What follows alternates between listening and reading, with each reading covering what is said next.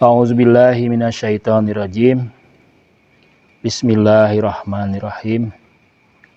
Alhamdulillah wassalatu wassalamu ala sayyidina Muhammadin wa ala ahli baitit thayyibin at-thahirin wa ala ashabihil muntajabin wa ala tabi'ut tabi'in bi ihsan ila yaumidin. Rabbi shrah li sadri wa yassir li amri wahlul 'uqdatan min lisani yafqahu qauli. Ya, sebelum memulai pelajaran ada beberapa hal yang mungkin patut Anda pikirkan, ya, diskusikan. Mumpung Anda masih ada waktu di sini. Pertama, relasi Irfan dengan ilmu akhlak bagaimana, kan? Dengan ilmu syariat bagaimana? Dengan ilmu-ilmu yang lain bagaimana? Karena dalam Islam itu ilmu-ilmu itu memiliki keterkaitan satu sama lain, harmonis. Ya, itu yang pertama. Coba lihat keterkaitannya bagi Anda. Dengan ilmu akhlak bagaimana? Jadi Anda bisa mempetakan, ya, membuat map. Kemudian mengklasifikasikan, itu ciri khas ulama. Misalnya Farabi mengklasifikasikan ilmu, kan? Ilmu politik, ilmu dunia. Farabi yang mulainya membuat bangunan struktur ilmu-ilmu itu. Jadi ilmu politik, ilmu agama, ilmu filsafat dipetakan itu. Kemudian juga Ghazali membedakan ilmu dunia, ilmu akhirat. Yang menarik kalau Urafa itu membaginya menjadi ilmu universal, ilmu partikular. Jadi ilmu-ilmu yang diraih, yang dicerap dengan indera Anda, mata kan, ilmu itu mulainya dari mata, kan? Dari mata dengan telinga, kemudian diolah oleh akal. Ya. Jadi sumbernya adalah ini, indera lahiriah, kemudian masuk ke indera batiniah, kemudian ke akal. Nah, itu ilmu-ilmu partikular. Menurut para arif, ya, ilmu partikular itu akan hilang dengan hilangnya anggota lahiriah kita. Jadi ketika mati, ilmu-ilmu itu tidak bersama kita. Karena mati wadahnya, lokusnya. Sehingga ilmu itu tidak terbawa ke akhirat. Nah, menurut siapa? Qunawi. Qunawi kan muridnya Ibnu Arabi. Tapi kalau ilmu-ilmu partikular itu disimpan di hati, nah, menjadi ilmu universal. Jadi harus disimpan lagi di hati. Karena hati, ya, akan abadi.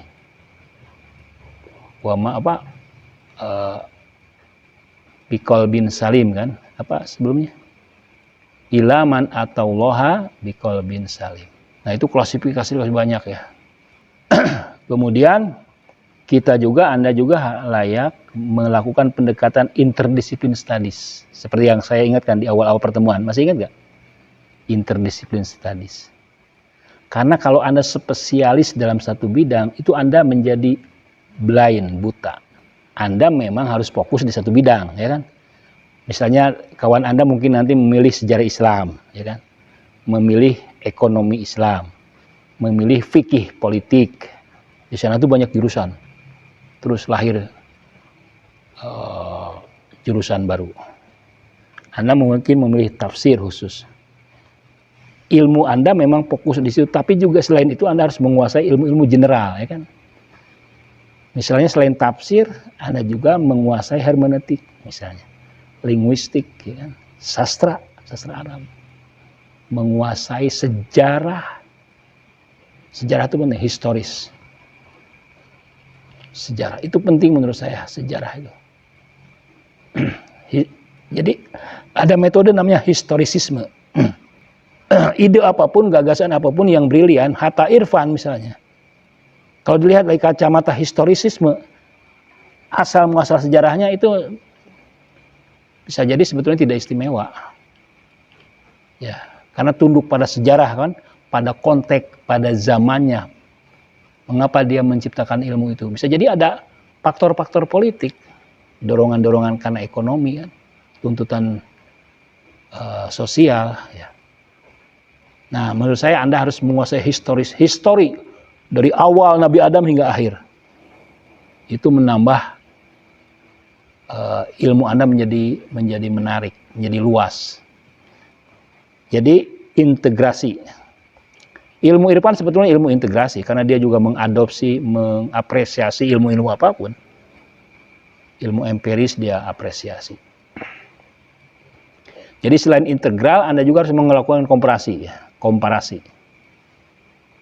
Anda punya waktu yang banyak untuk menguasai banyak ilmu. Nah, hari ini kita akan membahas tentang wilayah, nubuat, dan risalah. Dalam pertemuan sebetulnya, kalian masih ingat kan?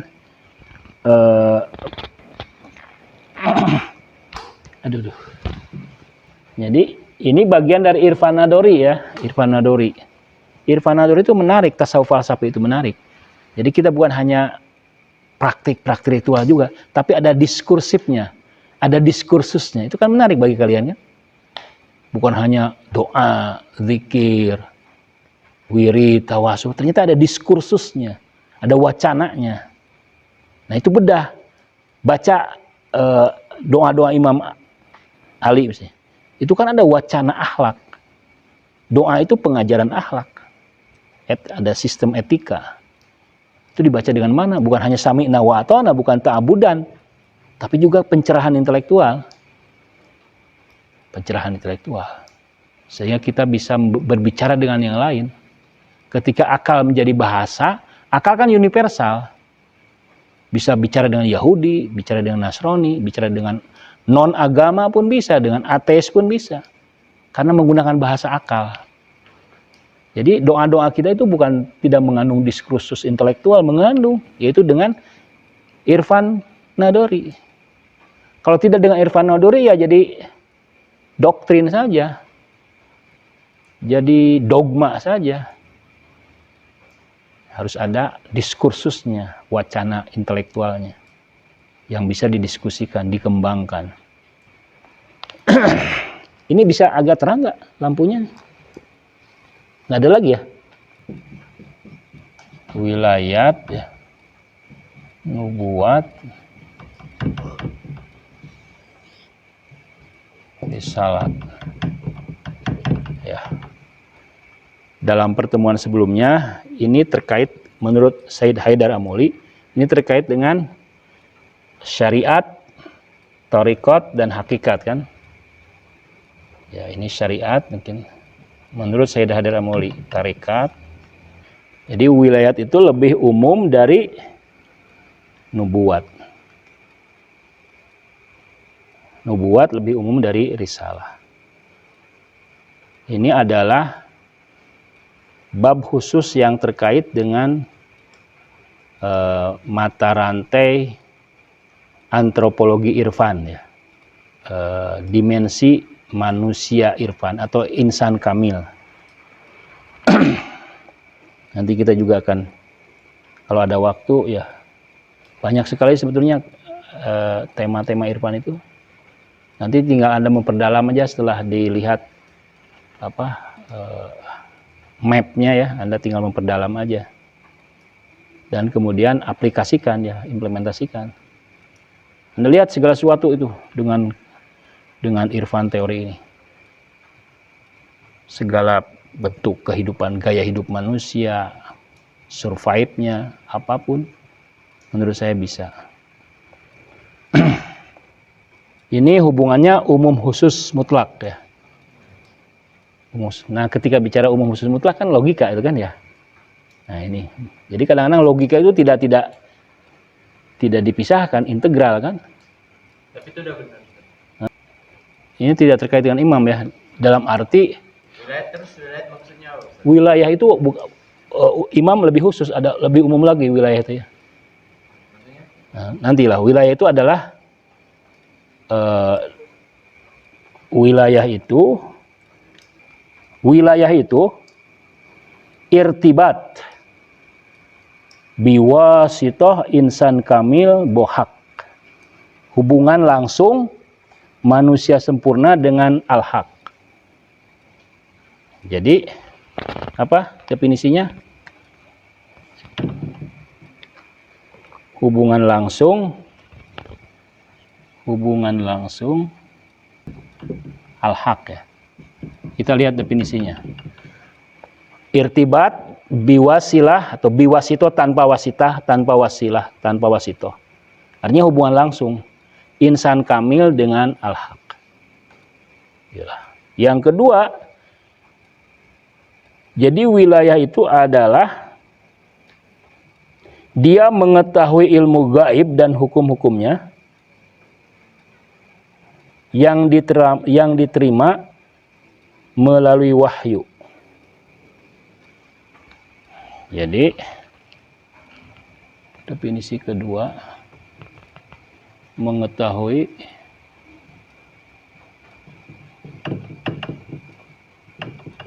hal-hal gaib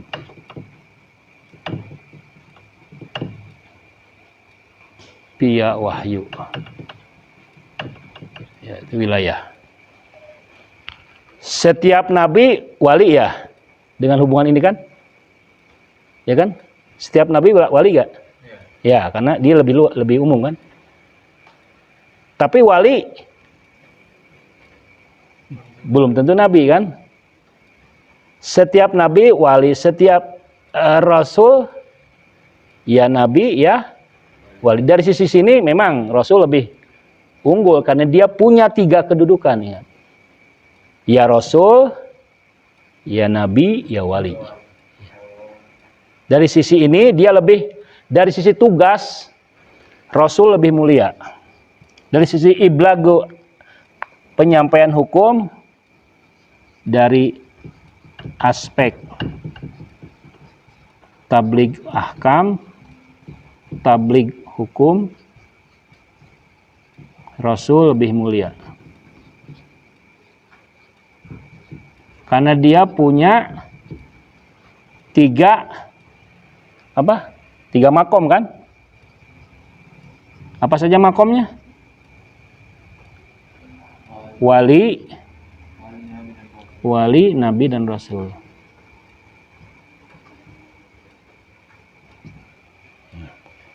Tapi dari sisi ontologi,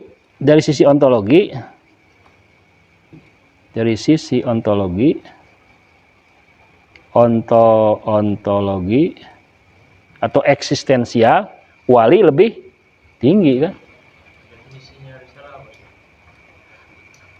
Definisi risalah, nubuat dulu. Nubuat itu adalah insan menerima hakikat dan ma'arif ilahi melalui para malaikat. Menerima ma'arif ilahi atau hakikat melalui malaikat. Risalat yaitu makom tabligh kepada masyarakat, memberi hidayah,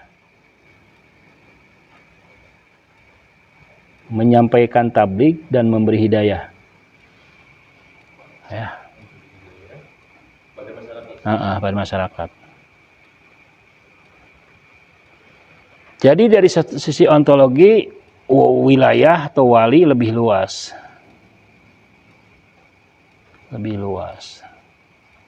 Tapi dari sisi tabligh, hukum, rasul lebih mulia. Karena wali mah tidak terikat dengan waktu tertentu, tidak terikat dengan periode sejarah, tidak terikat dengan dunia kontemporer dia mah. Wali itu, nih penjelasan wali hubungan langsung insan kamil dengan al-haq, mengetahui hal-hal gaib via wahyu. Jadi intinya ini mah adalah musyahadah aja. Hakikat kan musyahadah. Yang ketiga, dia adalah asma ilahi. Ya. Zumroh itu apa bahasa Arabnya? Gugus lah, gugus asma ilahi, gugus. gugus asma-asma ilahi yang menuntut manifestasi. Jadi wali itu harus termanifestasi, harus memiliki manifestasi. Dia menuntut mengharapkan manifestasi. Kalau dalam surah itu, apa coba bayangkan ada surah yang mengatakan tentang Ibrahim ya. Ini ja'iluka imaman. Ini ja'iluka imaman. Terus qala wa min dzurriyyati qala la yahnalu ahdi dzalim. Itu ayat tentang apa?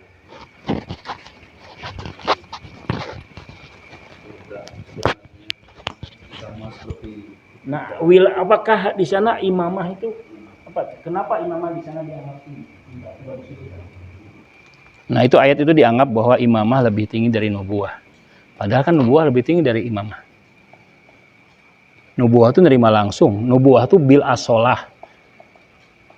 Wali itu bil asolah nabi. Tapi bil wirosah imamah.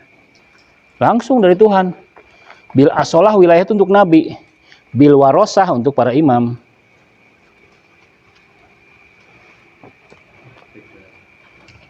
Coba lihat lagi tafsir itu kan kadang-kadang ditafsirkan sebagian orang menunjukkan imamah lebih tinggi. Imamah apa? Imamah umum, imamah khusus kan? Imamah yang mana? Maksud imamah yang mungkin seperti ini ya. Atau imamah khusus kan para imam yang 12 itu. Menurut saya nabi itu yang tetap lebih tinggi. Jadi makna imamah itu istirok lafdi ya, hati-hati kan. Katanya sama tapi bisa jadi maknanya beda-beda. Istirok lafdi. Dalam Quran itu banyak istirok lafdi. Banyak banget. Istirok lafdi, harus hati-hati Anda. Istirok lafdi itu dibahas di mana? Jadi tapi kalau berdasarkan akal juga kan harusnya memang Imam Ahlul Bait harusnya lebih mulia daripada nabi-nabi sebelumnya.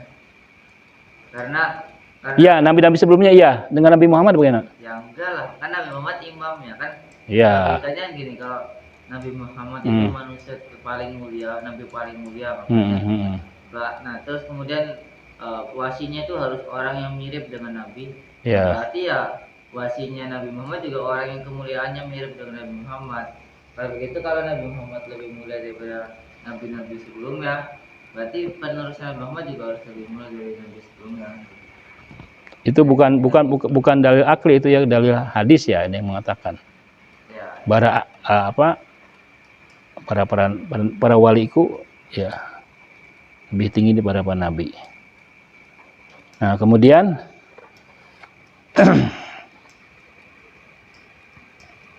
jadi wali itu kan nama asma ilahi kan? Iya kan? Ya, Waliullah apa? Dalam surat apa? Ingat gak? Allahu waliyul ladina amanu yukhrijuhum minadh dhulumati. Ingat wali itu asma Allah kan? Tapi nabi bukan kan? Nabi rasul bukan asma ilahi. Ya. Iya. Karena itu nabi katanya atau rasul bukan asma ilahi. Karena itu tidak lazim, tidak mengharuskan dia di setiap zaman ada manifestasinya. Karena dia bukan asma ilahi dan tidak harus selalu di setiap zaman manifestasinya ada, maka dia bisa mengalami hatmun, apa? Hatmun risalah wa hatmun nubuwah. Keberakhiran nabi, keberakhiran nubuwah. Wilayat bisa dikatakan batin atau asas nubuat dan risalah ya. Ya kan? Ini adalah batinnya kan. Kalau ini beda ya secara umum ya. Kalau batinnya bagaimana? Batin. Jadi wilayat itu batin. Wilayat batin dari batin tahu ya? Dari nubuah dan risalah. Ya.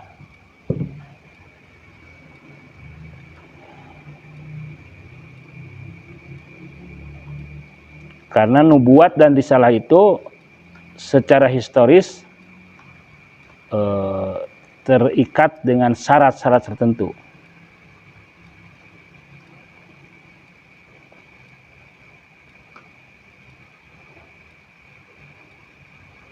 Karena nubuah risalah itu dia punya mas'uliyat ilahi untuk mengelola kehidupan yang baik di mana? Di mana? Di dunia. Dia harus bertugas mengelola kehidupan yang baik di dunia.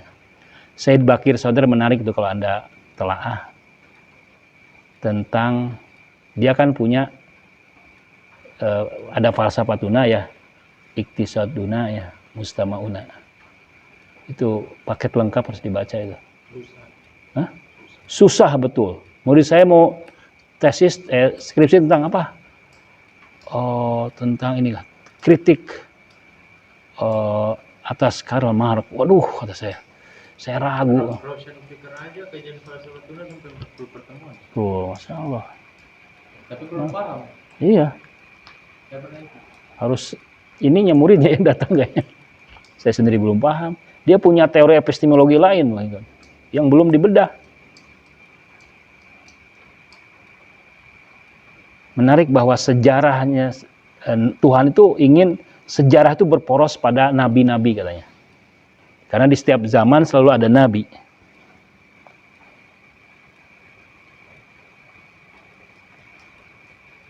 Nah, saya ingin mengutip Jili ini. Jili ini tulis dalam bahasa Arab ya. Kata dia, nabi dan wali itu sebagian kamil, sebagian akmal. Jadi ada kamil, ada akmal, ada yang sempurna, ada yang lebih sempurna. Namun tidak satu pun yang memiliki spesifikasi secara khusus seperti Nabi Muhammad. Nah, hakikat itu dari sejak keberadaan wujud sampai abad adalah satu wujud, tapi muncul dalam baju yang berbeda-beda.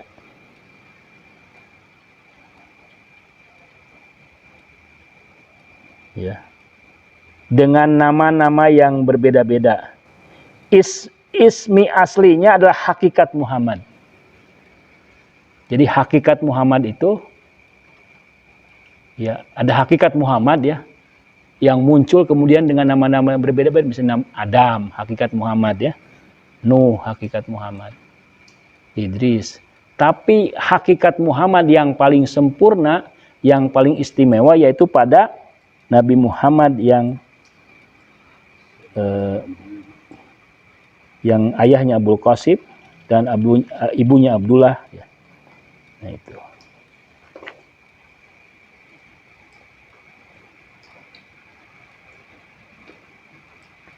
Nah, bagaimana ini selain ini yang menarik ini terkait dengan hari kiamat. Bagaimana wilayah hubungan terkait dengan hari kiamat?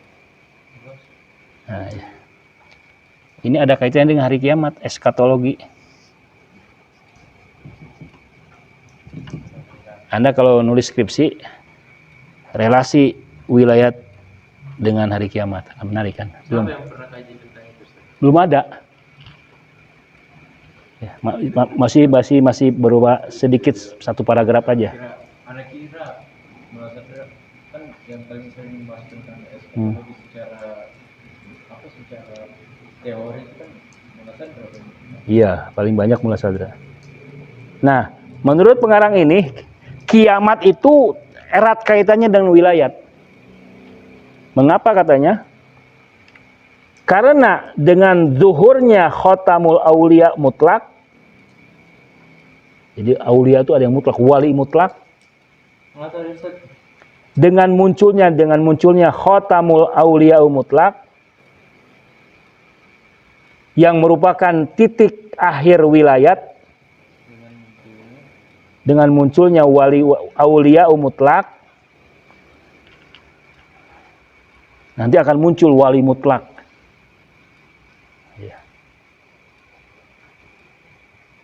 Kalau kita kan wali mutlak Imam Mahdi. Wali kan Khotamul Aulia kan, karena Imam Mahdi. Iya. Iya. Dengan munculnya wali mutlak yang merupakan titik akhir wilayat dan individu terakhir yang merupakan manifestasi insan kamil, maka rahasia semua wujud dan penciptaan pun menjadi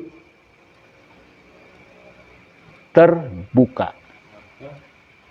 Maka rahasia asror wujud dan haqa'iq ilahi itu menjadi terbuka.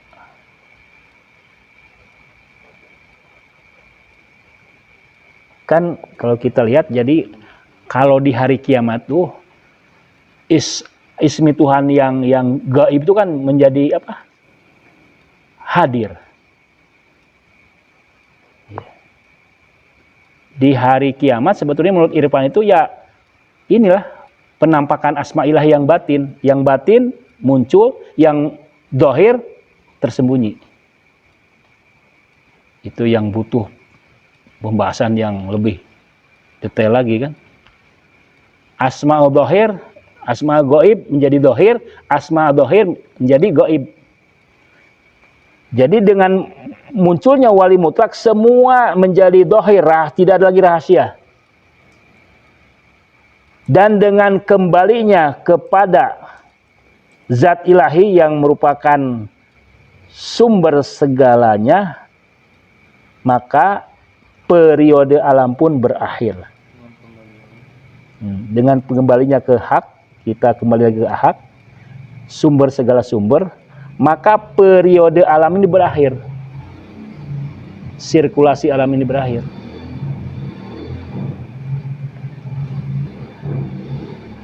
Mengapa? Karena dialah sebab terjaganya dan istimrornya, tahu istimror ya, berlanjutnya ilat goyi. Tahu ilat goyi? Sebab tujuan alam. Kan Imam Mahdi sebab tujuan alam.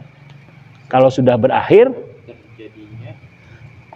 sebab yang membuat terjaganya dan berlanjutnya ilat goyi alam itu, jadi wilayat umum, wali umum lah yang menjaga, memelihara, memelihara keberlangsungan ilat goy teleologi. Kenapa alam ini diciptakan? Ya untuk insan kamil kan. Kalau insan kamilnya sudah berakhir, periodenya berakhir pula alam. Dengan berakhirnya wilayat mutlak dan hilangnya maka alam juga menjadi lenyap. Maka kiamat muncul. Kalau begini kita, misalnya saya tujuan membangun rumah ini apa? Saya tujuan membangun rumah ini untuk putri saya. Putri saya meninggal, ya udah, ya selesailah. Tidak semangat lagi. Misalnya Anda belajar apa? Supaya bisa menjadi direktur. Kalau sudah jadi direktur sebelum belajar, semangat lagi belajar Anda enggak? Enggak lagi kan? Semangat.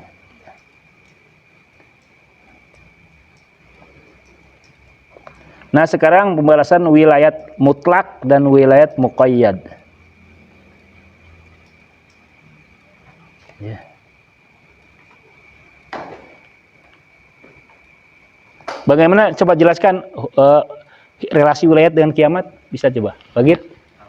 Nah. Relasi wilayat dan kiamat itu dengan munculnya wali mutlak atau Imam Mahdi yang merupakan titik akhir dari wilayah dan juga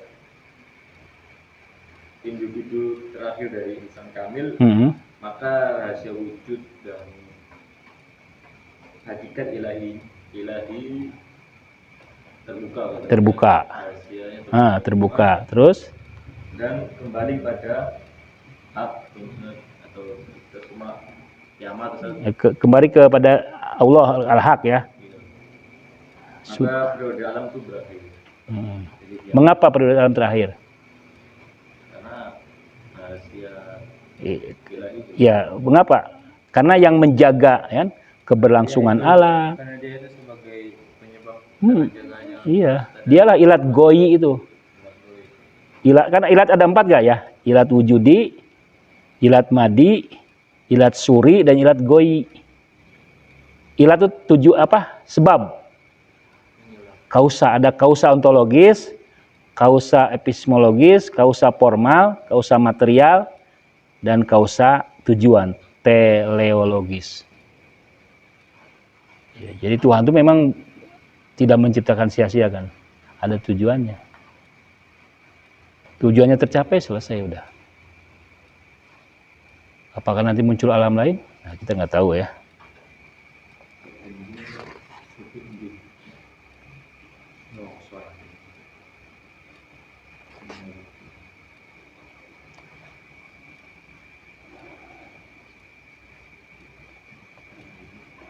Nah, berapa menit lagi sih? Masih lama ya?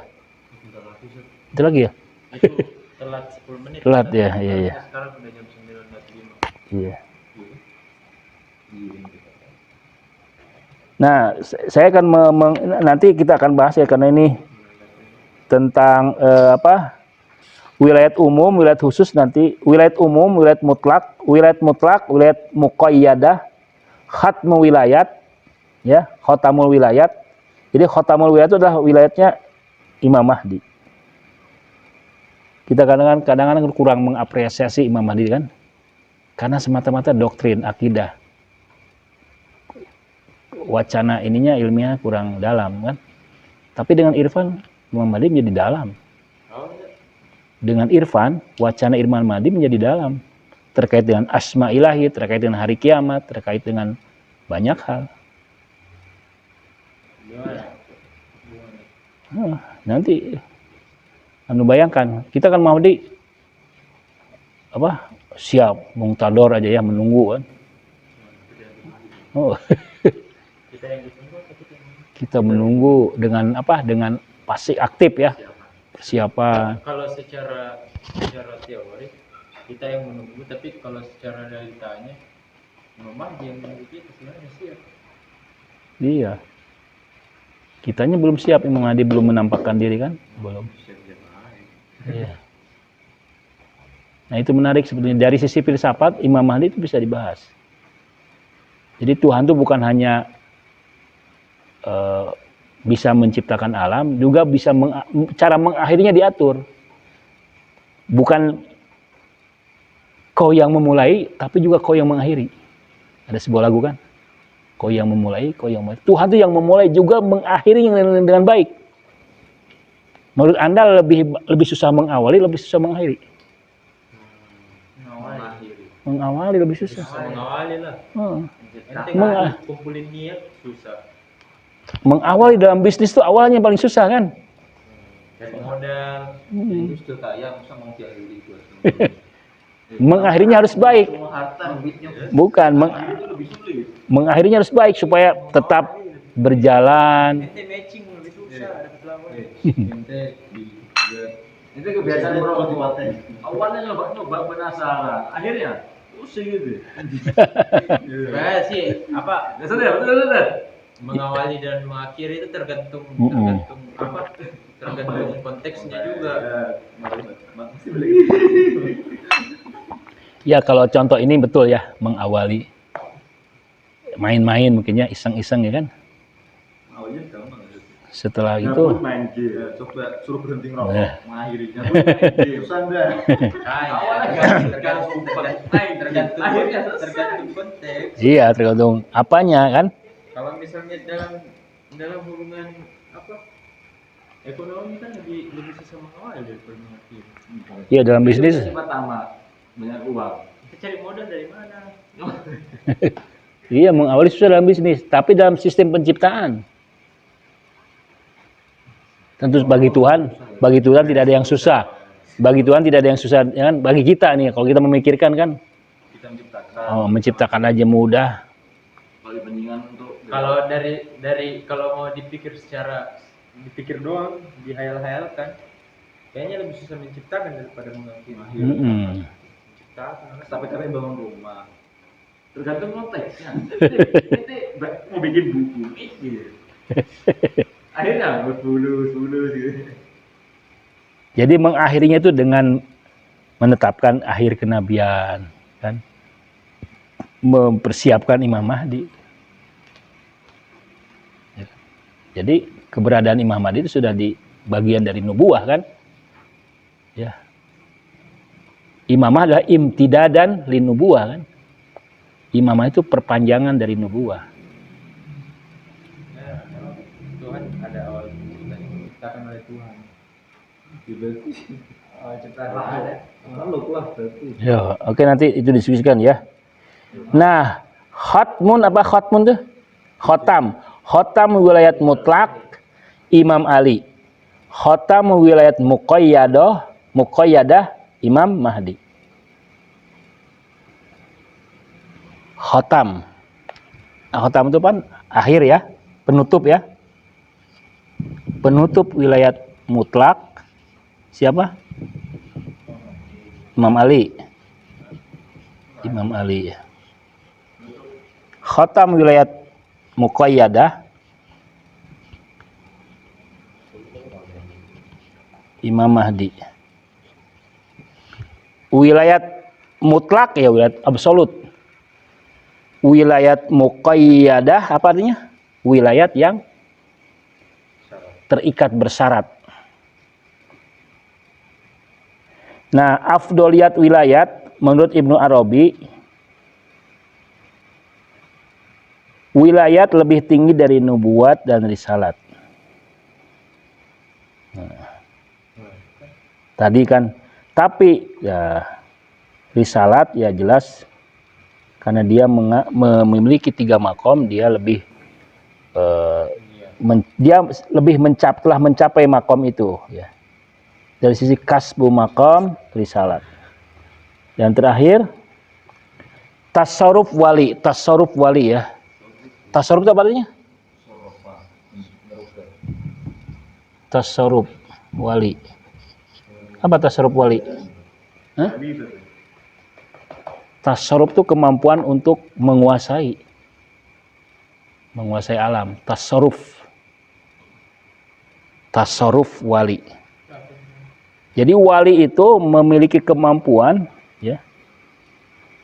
Salah satu ciri insan kamil adalah dia punya kemampuan untuk mengendalikan alam dengan bantuan asma ilahi ya.